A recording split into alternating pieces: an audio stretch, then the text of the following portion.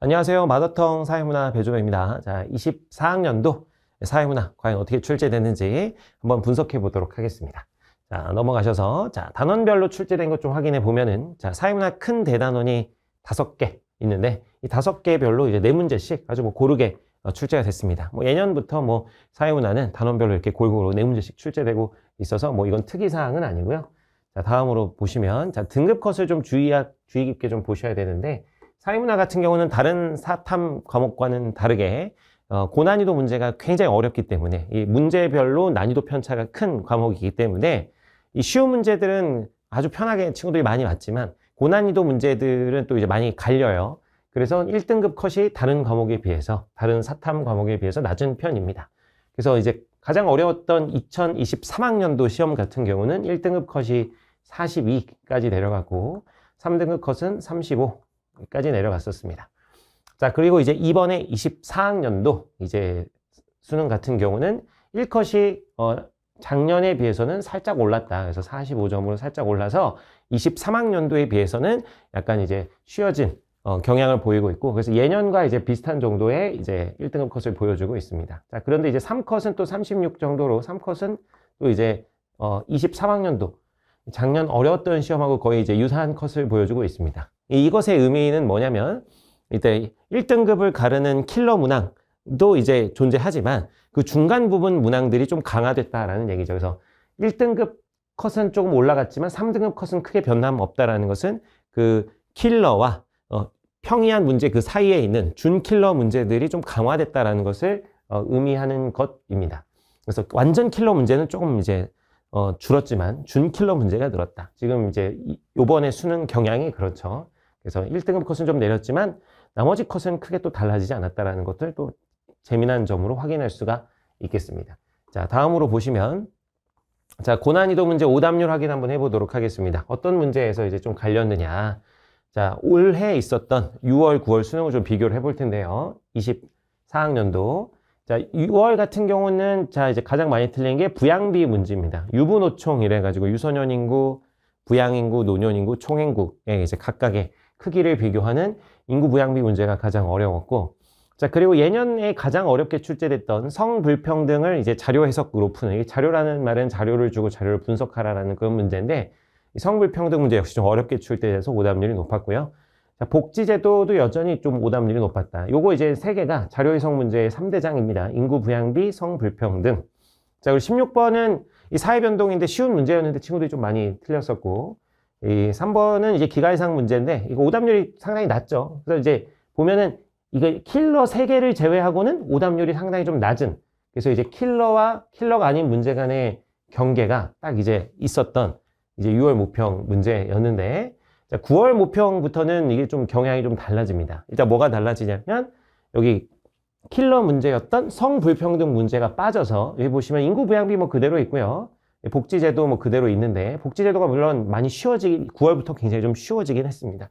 그래서 인구 부양비와 복지제도는 있는데 자, 여기 찾아보면 성불평등 문제가 없죠. 성불평등 문제가 아예 출제가 안 됐습니다. 자료 해석 문제로는.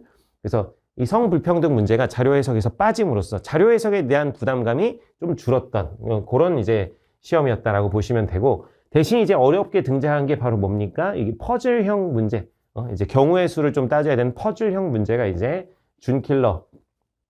킬러에 이제 준하는 문제로 이제 올라오게 됩니다. 여기 보면 이제 문화도 마찬가지고요. 여기 기가해상 구하는 것도 이제 기가해상은 이제 사회 문화 현상을 바라보는 관점인데 이건 역시 퍼즐형 문제. 그래서 퍼즐형 문제가 이렇게 고난이도로 확 치고 올라왔다라고 볼 수가 있습니다. 자, 9월의 경향이 그대로 그래서 수능에도 반영이 됐는데요. 자, 수능에도 보시면 그래서 이제 역시 퍼즐형 문제, 문화와 관련돼서 출제된 퍼즐형 문제가 가장 고난이도 문제로 출제가 됐고, 그 다음 복지제도, 그 다음에 이제 계속 있었던 인구 부양비 문제. 자, 그 다음 이제 자료 수집 방법 이런 거도 또 좀 틀렸고요. 그리고 이제 정보사회 문제, 여기 퍼즐형 문제인데 이것도 좀 틀렸던 그런 문제입니다. 자료 수집 방법은 이건 좀 낚시가 들어있는, 퍼즐형은 아니었지만 낚시가 좀 들어있는 그런 문제였다라고 말씀드릴 수 있습니다. 자, 그래서 이 수능하고 이제 6월하고 이제 경향이 좀 많이 달라졌는데 6월 같은 경우는 이제 딱 보면은 이 어려운 킬러 3개만 오답률이 높고 나머지 4번째, 5번째부터는 오답률이 급격하게 떨어집니다. 자, 그런데 이 수능 경향을 보시면 아시겠지만 이제 가장 오답률이 높았던 문제부터 이 5번째 문제까지 크게 오답률 차이가 없어요. 오답률 한 10% 정도밖에 차이가 나지 않습니다. 그래서 이게 준킬러의 비중을 좀 늘리는 경향성이 나타났다라고 볼 수 있어요. 아까 그 컷을 봤을 때 그래서 1컷은 좀 올랐지만 3컷은 그대로 비슷하게 유지가 됐던 건 이런 준킬러의 문제가 늘었기 때문에 그렇다는 겁니다.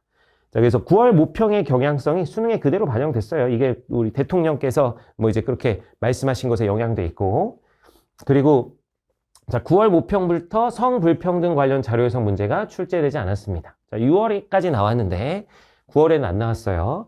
역시 수능도 그러했어요. 이번 9월이 어떤 수능의 시험적, 예비적 성격의 시험이었기 때문에 그 9월의 경향이 당연히 수능에 그대로 반영이 됐습니다. 그리고 사회문화는 특히나 그 전부터도 많이 그랬고요. 자, 그래서 이 9월에 이제 오답률 4위를 기록했던 이 퍼즐형 문화 문제가 수능에서는 이제 오답률 1위로 최고 난이도 문제로 출제가 됐습니다. 그리고 이제 예년 3, 4년 전에 이제까지 좀 어렵게 나왔던 문제가 계층 이동 문제인데, 계층 이동 문제는 요새 굉장히 쉽게 나옵니다. 역시 그 6월, 9월 수능 출제가 다 되긴 했지만 굉장히 쉽게 출제가 돼서 여기 오답률 5개 손가락 안에는 들어가지 않았죠. 그래서 계층 이동 문제는 크게 부담을 느끼실 필요가 없다. 쉽게 출제되고 있다. 이런 것들 확인할 수 있겠습니다. 자, 5개 확인해 봤고요. 자, 넘어가셔서 실제 문제 좀 비교를 해보도록 할게요. 여기 보면 이제 9월에 출제됐던 이제 문제가 되겠는데, 이 사회보장제도 관련된 문제입니다. 근데 이제 예년에 비해서 좀 제가 쉬워졌다고 말씀을 드리는 게, 여기는 이제 수급자 수로 나왔어요. 수. 그래서 뭐 10,000명 뭐 이렇게 딱 나왔죠.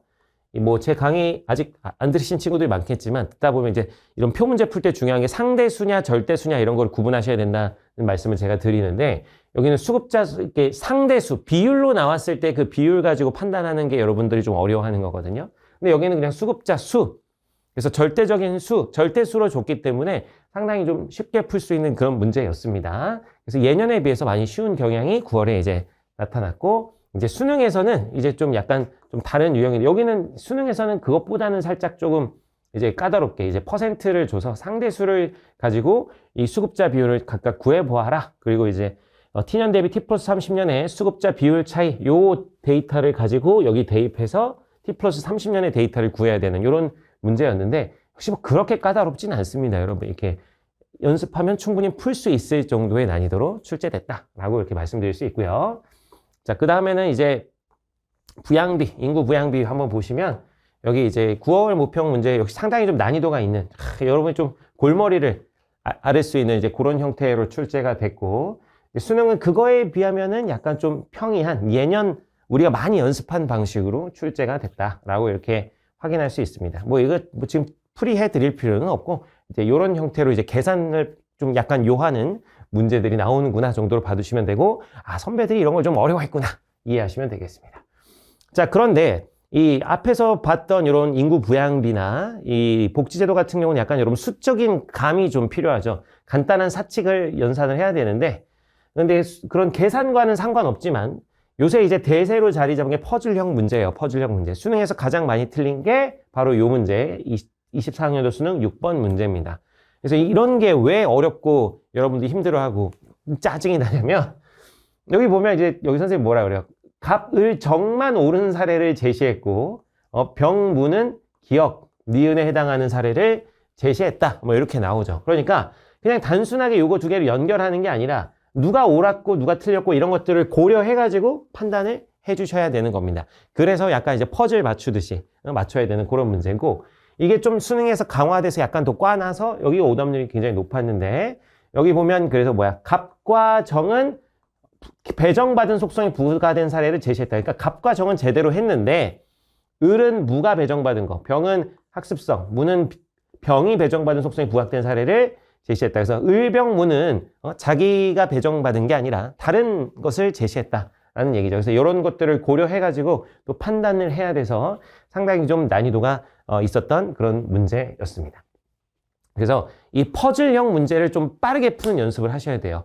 특히 우리 예체능 하는 친구들 같은 경우는 이 수학 같은 거를 좀 이제 안 하고 싫어하다 보니까 이 계산 문제, 앞에서 봤던 이 부양비나 이 복지제도 이런 문제들은 포기하는 경우들이 많은데, 여러분 근데 이제 이런 퍼즐형 문제는 충분히 하실 수 있어요. 퍼즐형 문제는 절대 포기하시면 안 됩니다.